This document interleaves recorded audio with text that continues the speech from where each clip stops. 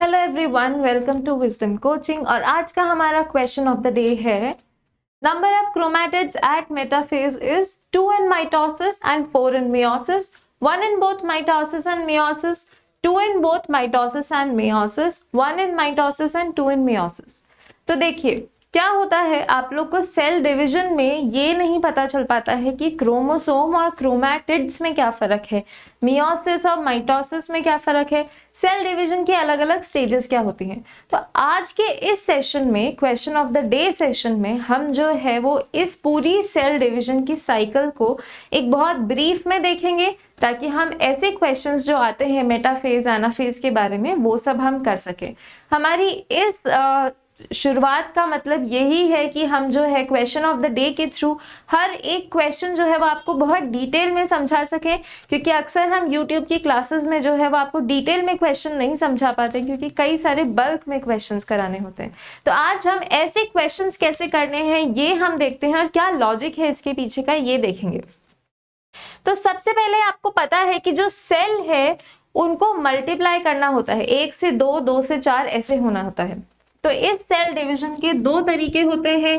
पहला तरीका होता है माइटोसिस, दूसरा तरीका होता है मियोसिस। जो माइटोसिस होता है वो हमारे बाकी के बॉडी सेल्स में होता है, जैसे कि हमारे फेस के सेल्स, स्किन के सेल्स या किसी भी सेल में माइटोसिस होता है। और जो गैमीट फॉर्मेशन का तरीका होता है जिसमें ओवम और स्पर्म फॉर्म होते हैं वो मियोसिस से होता है। तो माइटोसिस में क्या होता है, माइटोसिस में एक सेल से 2 सेल बन जाते हैं और एक सेल डिप्लॉइड है तो बनने वाले दोनों सेल्स भी डिप्लॉइड होते हैं, यानी कि क्रोमोसोम के नंबर हाफ नहीं होते हैं। ये तो हो गया आपका माइटोसिस। मियोसिस गैमीट फॉर्मेशन में होता है। इसमें क्या होता है, डिप्लॉइड सेल में मियोसिस हो रहा है तो उससे 4 सेल्स बनेंगे। और 4 सेल्स कैसे बनेंगे, 4 सेल्स बनेंगे आपके हैप्लॉइड। ये सारे हैप्लॉइड सेल्स बनेंगे, यानी कि क्रोमोसोम नंबर सबका हाफ हो जाएगा सब में। तो ये है दो तरीके सेल डिवीजन के, माइटोसिस और मियोसिस।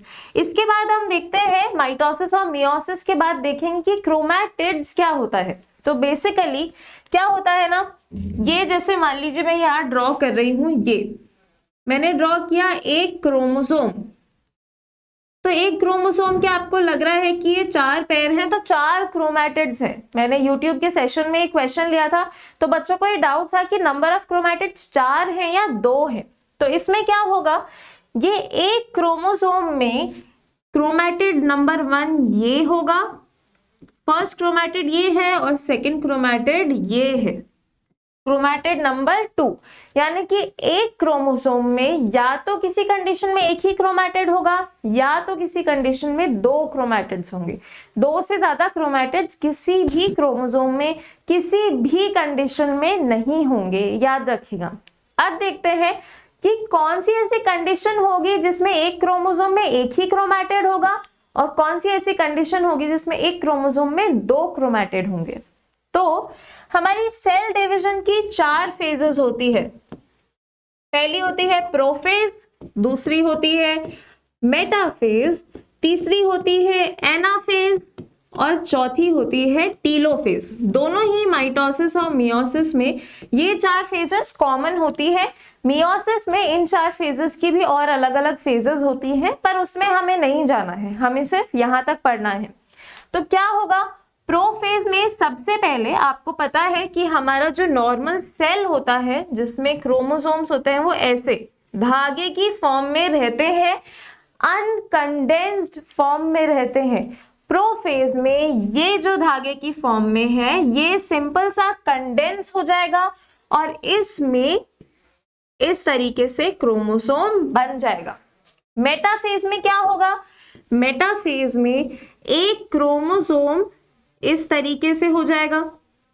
मेटाफेज में एक क्रोमोसोम में 2 क्रोमैटिड बनेंगे, 2 हिस्से होंगे क्रोमोसोम के। एनाफेज में यही क्रोमोसोम 2 टुकड़ों में टूट जाएगा। ऐसे एक क्रोमोसोम जब 2 टुकड़ों में टूट गया 2 अलग अलग सेल में जाने के लिए, तो इस कंडीशन में क्या होगा, एक क्रोमोसोम में एक क्रोमैटिड होगा। और टीलोफेज में तो आपको पता है कि ये अलग अलग सेल में की तरफ एकदम चले जाएंगे ऐसे। तो अगर ध्यान से देखें हम तो मेटाफेज में हर क्रोमोसोम के पास 2 क्रोमैटिड होते हैं, क्योंकि डिवाइड करना है क्रोमोसोम को 2 इक्वल टुकड़ों में ताकि वो 2 अलग अलग सेल में जा सकें। और एनाफेज में हर क्रोमोसोम के पास एक क्रोमैटिड होता है, क्योंकि क्रोमोसोम बीच से टूट गया है, 2 टुकड़ों में बट चुका है स्पिंडल फाइबर्स की वजह से। तो चाहे माइटोसिस हो चाहे मियोसिस हो, मेटाफेज में सब में ये होता है, एनाफेज में सब में ये होता है। तो अब अगर हम क्वेश्चन की तरफ दोबारा चलें कि क्वेश्चन क्या कहता है, नंबर ऑफ क्रोमैटिड्स।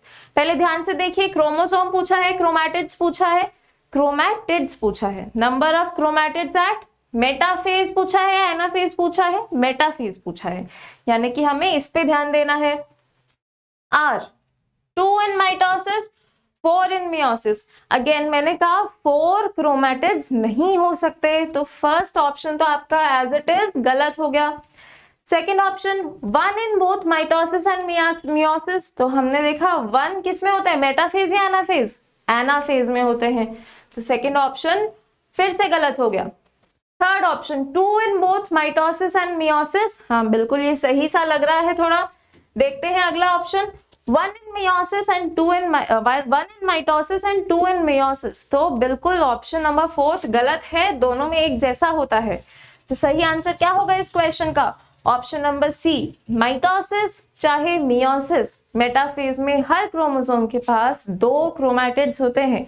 तो ऑप्शन नंबर सी इसका एकदम परफेक्ट, एकदम सही आंसर है। और अगर इन 3 कंसेप्ट्स को आप समझेंगे, माइटोसिस, मियोसिस, क्रोमैटिड्स किसे कहते हैं और क्या क्या फेजेस होती है सेल डिवीजन की, तो एकदम सही आंसर होगा।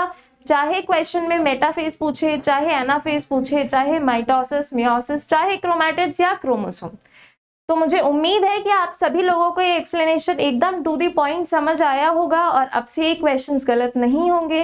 और ऐसे ही क्वेश्चंस की एकदम डिटेल्ड एक्सप्लेनेशन के लिए हमारे चैनल को लाइक और सब्सक्राइब कीजिए, क्योंकि अब से हम रेगुलरली ऐसे क्वेश्चंस की एक्सप्लेनेशन डालते रहेंगे। सो अ वेरी थैंक यू। और अगर आप विजडम फैमिली के मेंबर हैं तो अ वेरी थैंक यू, क्योंकि आप ही लोगों के कारण हम लोग हैं। Bye everyone.